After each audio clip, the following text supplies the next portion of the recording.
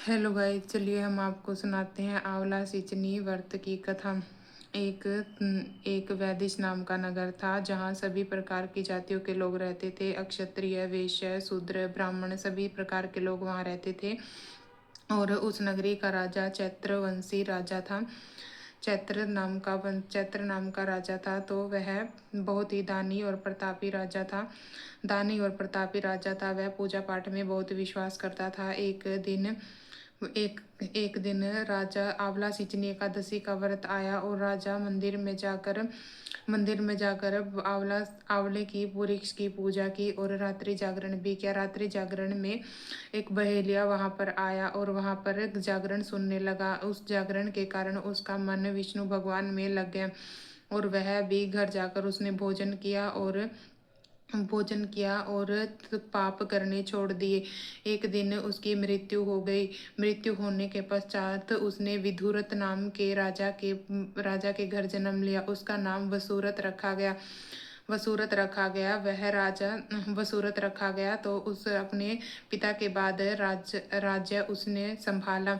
राज्य संभालने लगा और वह बहुत ही ज्ञानवान और दानी और प्रतापी राजा बना।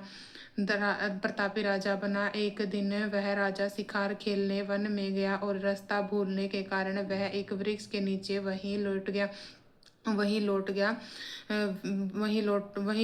और कुछ मलिच्छित वहां आए और उस राजा की मृत्यु करने लगे। वह कहने लगे, इसने हमारे परिवारों को खत्म किया है, तो इसलिए हम इसकी मृत्यु करेंगे।